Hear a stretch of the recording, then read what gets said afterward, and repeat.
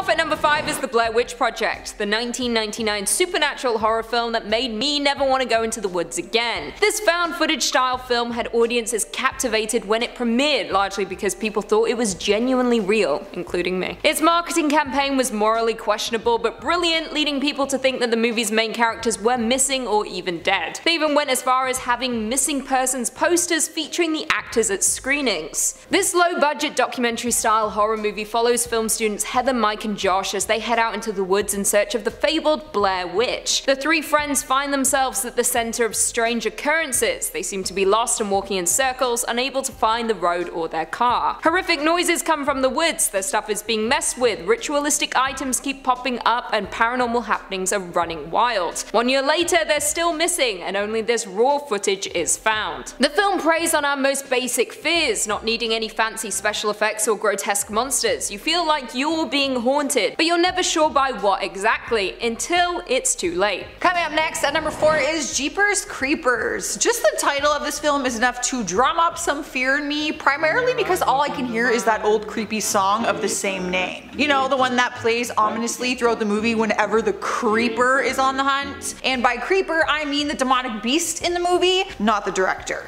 Moving on. If you know, you know. Every 23rd spring for 23 days, the creeper comes out of hibernation with a hunger for human body parts. Siblings Trish and Derry find this out the hard way when they witness a rusty pickup truck dumping what looks like a body wrapped in blood-stained sheets down a drainage pipe. Of course, after being run off the road by said truck, they decide to go check it out and discover an underground chamber with walls and ceilings covered in corpses. While the storytelling leaves room to be desired, this 2001 horror flick features some pretty unfiltered gore. We see numerous dead bodies, a leg being chewed off, a decapitated head getting its tongue bitten off, and so much more. Jeepers Creepers also delivers such a terrifying villain. The Creeper is a massive, muscular, winged demon with razor-sharp teeth. From his head, he can expand a wide fringe of webbed appendages, sort of like an insect or a dinosaur from Jurassic Park. Interestingly enough, the film is loosely based on a true story, which always makes it worse, and that's fact. Of course, there's no flesh-eating winged demon, but it is inspired by a man who murdered his wife. He was spotted dumping her body by a pair of siblings, and subsequently tailed them for miles. What makes this film so scary is that you cannot escape the ancient demon, giving you a sense of impending doom throughout the entire film. You will definitely need to pray before and after watching this flick, and hope that the creeper doesn't find any of your body parts particularly appealing. Coming in at number 3, we have Silence of the Lambs. So this film from 1991 doesn't have any ghosts or demons or anything paranormal at all actually, but what it does have is arguably worse. It has not one but two depraved serial killers. One, a charming but cannibalistic doctor who likes to eat human liver with some fava beans and a nice Chianti. The other, a social pariah who murders women and uses their skin to make a woman's suit, both of which could be walking among you and I, and we'd never even know it.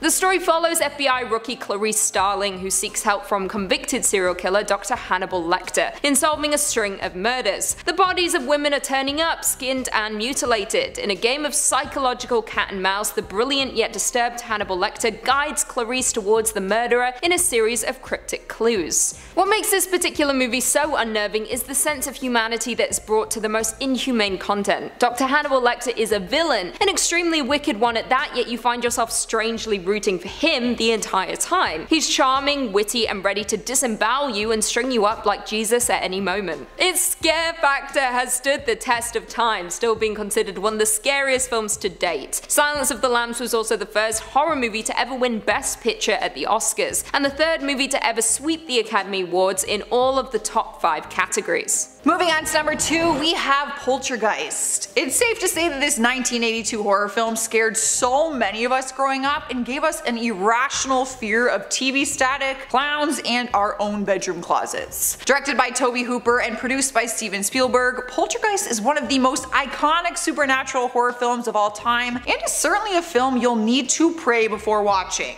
The film follows Stephen and Diane Freeland and their 3 children. They're your typical all-American family in their seemingly perfect suburban home until it becomes an epicenter of paranormal activity. Their 5-year-old daughter Carol Ann begins conversing with something through the TV late at night. That is when the haunting begins. First, it's things moving on their own in the kitchen and around the house. Slowly, the haunting becomes more and more malicious and Carol Ann is sucked into a portal from inside her closet. The Freelands learn that they're up against a horde of poltergeists being controlled by an entity called the Beast, and that their home was built on top of a cemetery. Set at the peak of the climax is one of the iconic scenes that many people cannot seem to scrub from their minds, when the son is attacked by the evil clown and pulled under the bed. So maybe by today's standards, or for those accustomed to today's limitless digital effects, this film may not be the scariest. However, in the 80s it was considered terrifying, especially since the film itself is said to be cursed. 2 cast members died after filming, both of them were highly unexpected and sudden.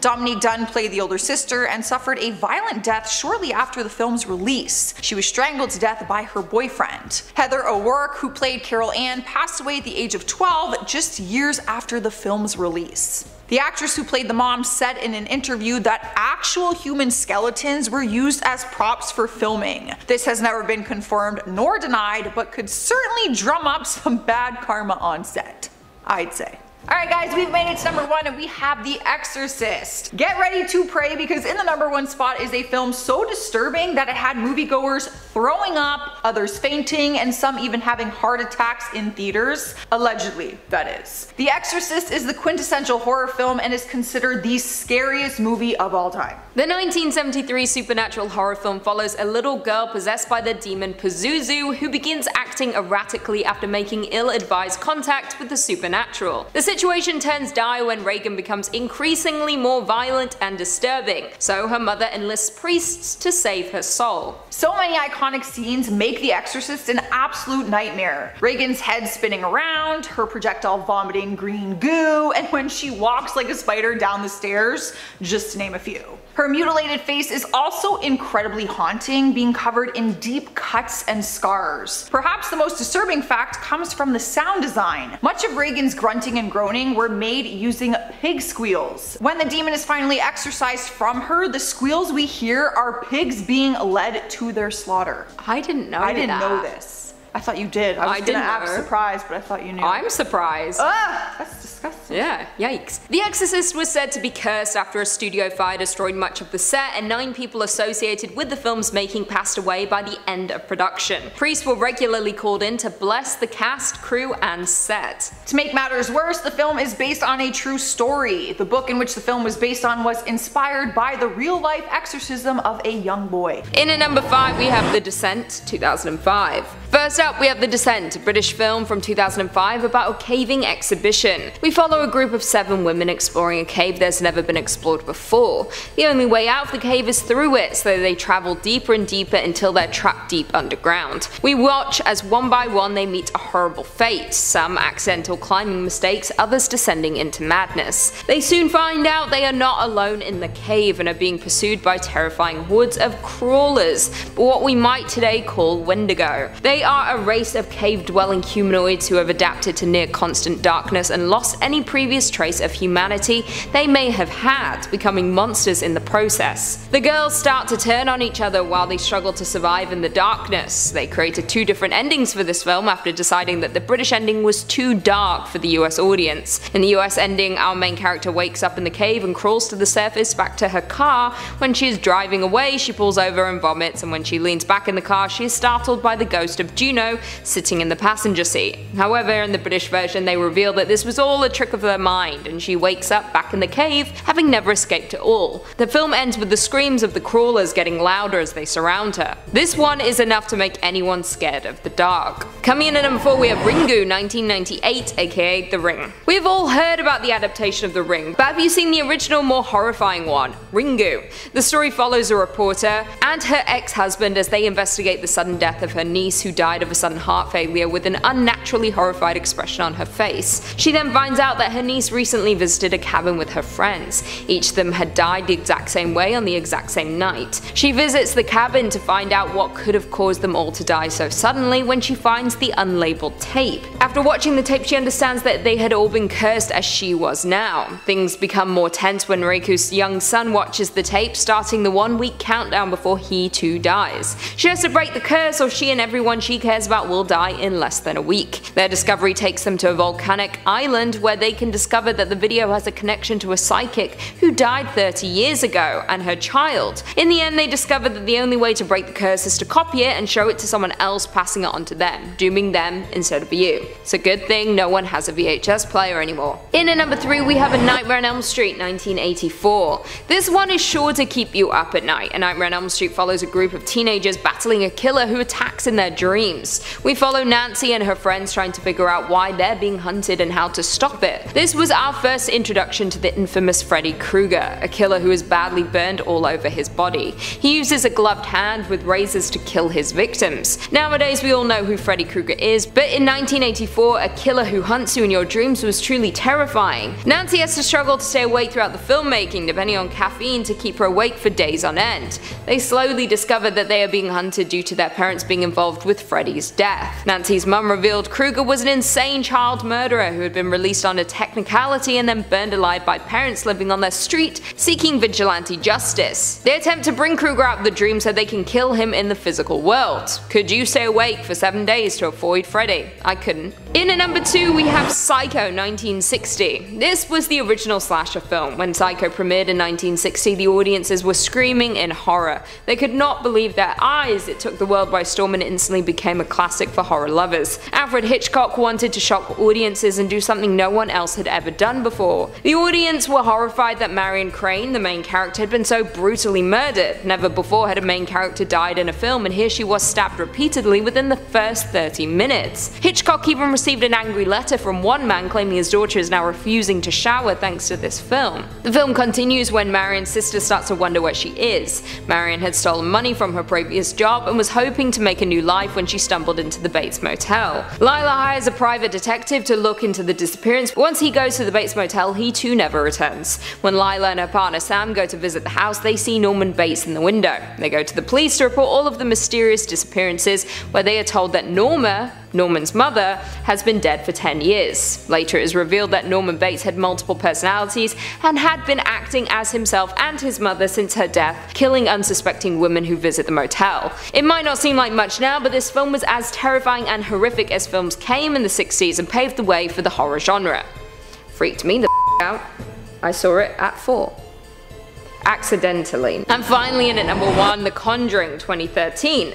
We're all very familiar with the Conjuring franchise, but did you know that the set of each film is thought to be haunted after many spooky happenings on set? The Conjuring series is based on the real experiences of paranormal investigators Ed and Lorraine Warren, so it makes sense that the spirits that the films are about might not be too happy about it. The first film released in 2013 and followed the story of a family who've just moved into a farmhouse when they start to suspect something is not right. They call in Ed and Lorraine to help save them from spirits within the home. The hauntings do not stop when the camera stopped rolling. Some of the cast members began to notice unexplained bruises over their bodies. Similar to this, the lead actress Vera Farmiga woke up one morning and noticed 3 claw-like scratches on her thigh. She said they didn't hurt, but it looked as though someone with long nails had dragged them over her skin. Vera seems to have got the worst of the hauntings and also woke up between 3 to 4 AM when she began filming. She was a little spooked, as the witching hour is something that has been talked about during the film. Was the set haunted by the original ghosts? I guess we'll never know, but probably. Number 5. Dead Silence.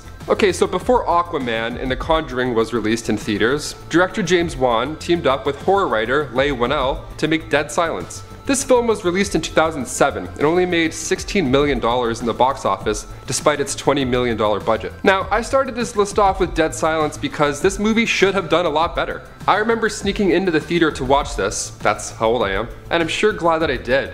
Dead Silence packs all the punches you need for a solid horror flick. We got creepy dolls, an angry old lady, Donnie Wahlberg is there as a detective, so you know it's gonna be great. It's good fun all around. So in Dead Silence, we follow the life of a widow named Jamie Ashen, who returns to his hometown, Ravens Fair, for the funeral of his late wife. His wife had received a creepy package containing a ventriloquist doll named Billy. Already a creepy name. and then was found murdered only minutes after. Talk about a crazy Friday. Ooh. Now obviously, Jamie is a prime suspect in the murder, so he decides to unravel this mystery while he's in Raven's Fair for the funeral. Now already this sounds like a classic whodunit mystery murder, you know? We got dolls, detectives, I'm already sold on this whole thing. But this is when things start to get a little crazy. So back in the 1940s, local ventriloquist Mary Shaw was the talk of Raven's Fair. I mean, that was until a young boy heckled her during her show and exposed her entire act. The townsfolk didn't react too well because, you know, they hunted her down and cut out her tongue and left her for dead. So that went from 0 to 100 quite quick. That's a bit much, guys. Leave a bad Yelp review, maybe, something, I don't know. Egg her house. There's other steps before this, maybe, I don't know. And as if that wasn't alarming enough, the townsfolk buried her with her children. And by children, I mean her ventriloquist dolls, of course. Now, as time passes, Mary begins to seek revenge on all of those who did her dirty, with the help of her insane doll posse. So why should you watch this movie? Well, despite a handful of cheesy scenes, James Wan delivers the goods in this hidden gem. The horror sequences are done really well and even has a twist ending that's actually quite fun. Mary Shaw is a terrifying villain, both to look at and to see what she does. One of the rules is that if you see her and don't scream, she won't kill you, which is a lot harder than you can imagine once you see what this chick's capable of. I hated how much this movie scared me as a kid. I mean, even rewatching it now as an adult, it's horribly underrated. This movie came from the same guys who brought you the Conjuring, Saw, and Insidious movies. So if you liked any of those, you can't miss Dead Silence. Number 4, Buried. Starring everybody's favorite Canadian merc with a mouth, Ryan Reynolds stars as the lead of the 2010 box film Buried. Waking up all alone in a pitch black wooden coffin, American truck driver Paul Conroy has to figure out where he is, why he's there, and most importantly, how to get out alive. Ryan Reynolds is the only visible actor in the entire movie, and it was filmed in only 16 days in Barcelona, from director Rodrigo Cortés. Ryan Reynolds absolutely carries this film from start to finish, not only because he has to, but because Ryan Reynolds himself suffers from claustrophobia in real life, and you can see it in every scene in this movie. The movie starts up with Reynolds waking up in a coffin with only a lighter and a BlackBerry. Not even an iPhone either, what a tragedy. He then learns that he's being held for ransom for $5 million, and then has to rely on bad signal, low phone battery, and lack of information to find a way out alive. Now, I won't give away any of the plot, as I truly do believe this is one of the best hidden gems out there. The film is coated with these beautiful one-shots that shows our protagonist struggling to remain calm. And as you watch Paul run out of oxygen in the movie, you yourself start to feel the same thing. And that's what makes Buried so great. Some movies have a great premise, but the decisions of the main character don't quite align with how you would react if you were in the same spot. So it makes it not relatable, and you find yourself less connected to the horror sequences. Buried is the perfect movie because Ryan Reynolds reacts like we would. He panics, he gets mad, and he immediately tries to break his way out, and you can actually see him struggle.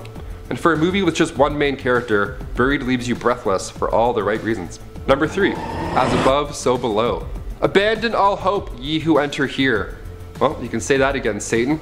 Directed by John Eric Dowdle in 2014, As Above, So Below follows a group of explorers who sneak into the depths of the Paris catacombs to find the Philosopher's Stone.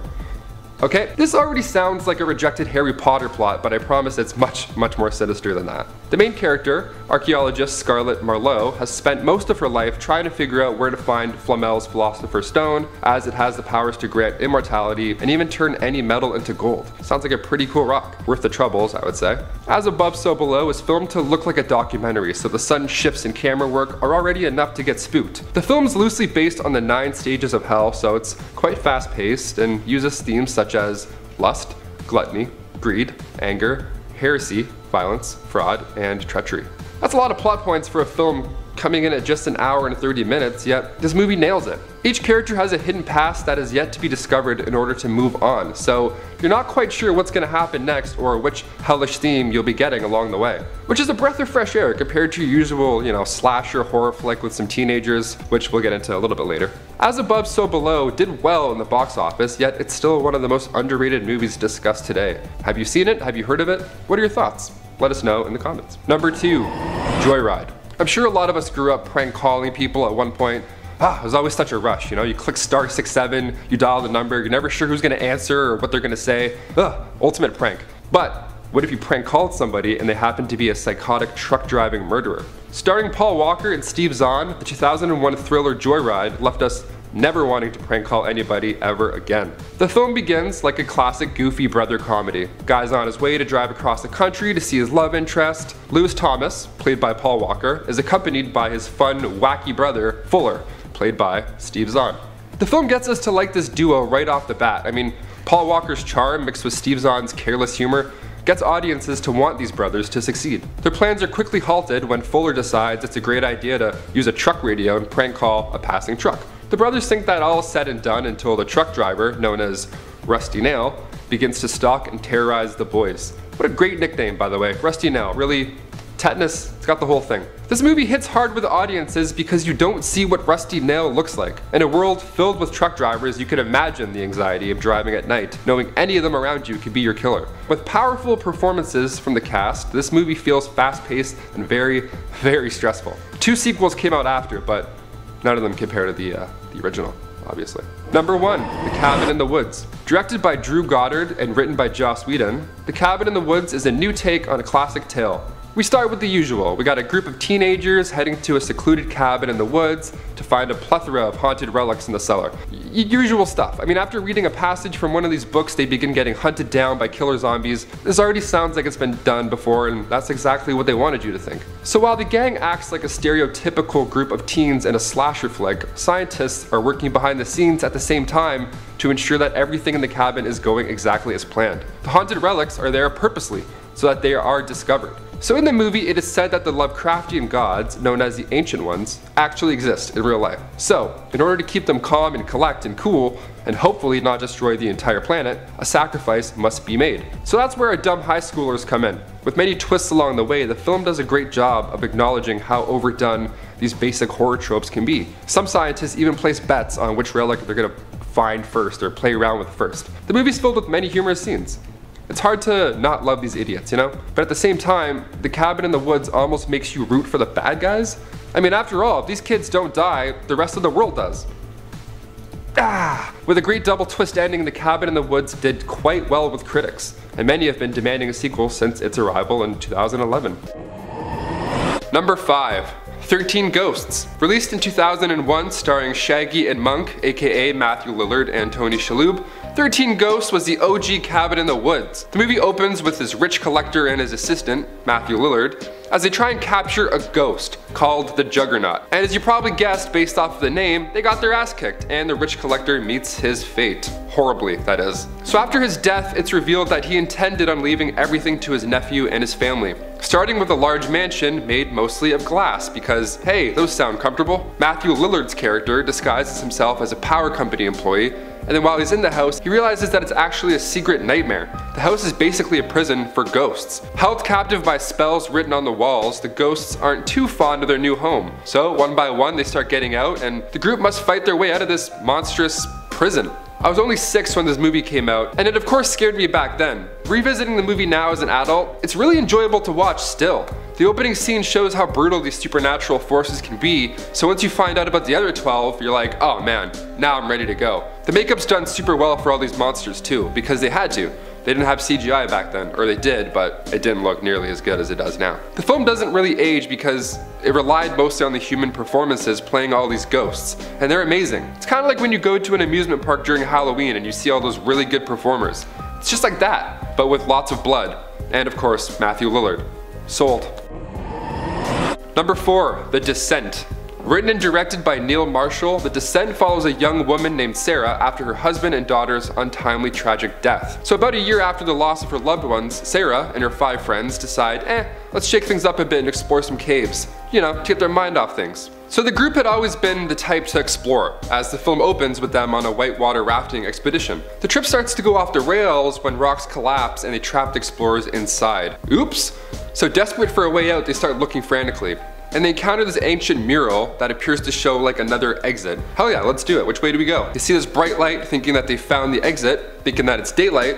Turns out it's actually a bright rock. And then Holly rushes over to it and then bam, it's just a trap. She falls down into this big pit. Her leg straight up snaps, right through the skin. It's disgusting. So now we have like a 127 hours type situation. Things aren't looking great. Broken leg plus stuck in a cave equals bad, bad, not good. Then come the monsters. That's right, so after the others rappelled down to help Holly, they used night vision to see their surroundings, which was a horrifying scene, always is when it comes to night vision. They ended up finding animal bones. And then also one of the creepy cave crawlers. These things are horrible right from the start. They can crawl around super fast, they can stick to walls, they look like scary humans, and they use their teeth to attack. I love this movie. As I was watching, I felt like I couldn't breathe the entire time. I mean, a movie about explorers stuck in a cave? That's already good enough for me. I don't need any cave monsters to add to the mix. I also appreciated how they used real life relatable tragedies. After the death of somebody that's close to you, that's such a vulnerable time. And for this film to take that time and then add monsters and a love triangle, that's right, they're not holding back at all. This movie came out in 2005 and didn't get the hype that it should have.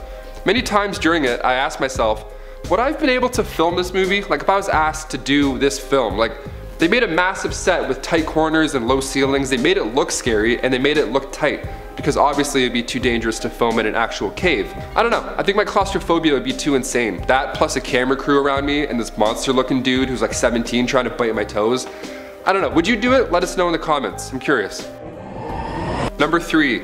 The Strangers. Released in 2008, starring Liv Tyler, Scott Speedman, and directed by Brian Bertino, The Strangers is the sole reason I'm afraid to go to my kitchen alone at night. To this day. To this day! I saw this when I was 13. I was 13 years old, guys. This movie is also inspired by true events, which is also a great sell when you're watching it. That's the worst, eh? You're watching a movie in the very last minute, it says, based on a true story. And you're like, so we find a couple, James and Kristen, while they're staying at a vacation house after a wedding. Sounds like the perfect getaway, right? So James decides, you know what, love is in the air, I'm feeling good. He proposes to Kristen. She declines the offer. Yikes. James' best friend Mike's like, alright man, I'll come pick you up the next morning, just stay cool, super embarrassing, sorry about that. So normally that night would be pretty quiet, but instead it ended up being terrifying. 4 AM rolls around and the couples are woken up to a loud knock on the front door. Always a good sign.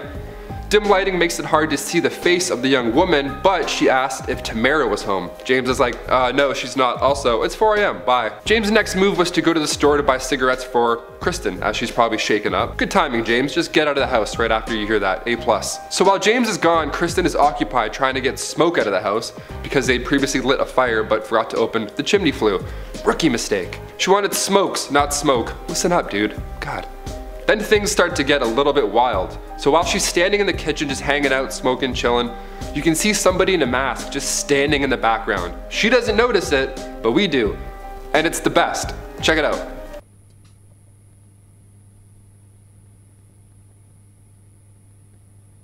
Yeah, it's not pleasant. This movie came out long before Hush, so the whole intruder standing still with a mask thing hadn't really been done yet. She ends up realizing her phone's missing, and then she realizes she's in fact not alone. So like I said, this movie made me afraid to be home alone, truly. It's shot so well and it uses anticipation to drive the viewers nuts. You gotta give props to Brian Bertino. He actually told Liv Tyler during filming that she would hear a loud noise from a specific spot, okay? Boom, action. But then when she ended up doing the scene, the noise actually came from a different area, causing Liv Tyler to actually jump in fear. What a nice touch. Little things like that are noticeable in movies. The fact that every scene that you watch too has the camera moving slightly, it adds to it. It feels like you're standing there in the room. If you haven't seen The Strangers, make sure you don't watch it while you're home alone. Or you know what? If you think you're hardcore, do it. I dare you. Number 2.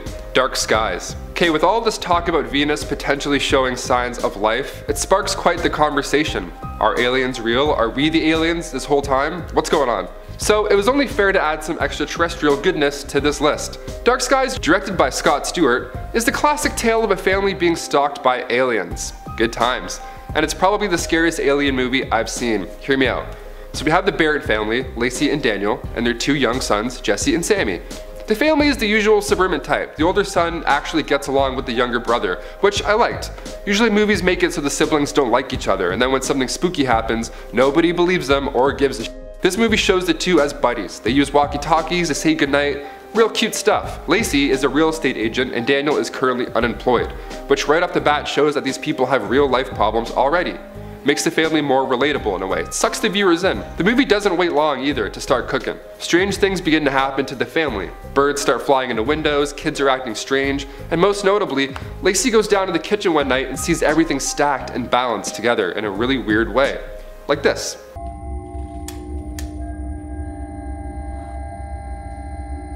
So naturally, the youngest one is being questioned. Plus him acting weird at parties and stuff, it makes things not look so chill. Eventually, they ask for help from an alien specialist. Now, the movie at this point could have gone either way, but J.K. Simmons played the alien specialist, so now it's a great film. He kills it. His character is very compelling, very soft-spoken. He refers to the aliens as the Greys, which is just kind of neat in general. I don't know, it sounds weird when he says it. The Greys. I don't know, it's good. I can't do the rasp. So now we got ourselves a good time. For being an alien movie that doesn't take place in space, Dark Skies did very well. It wasn't reviewed too well by critics, but horror fans all over have constantly backed this movie up. What did you guys think? Was it cringe or was it creepy? Let us know in the comments.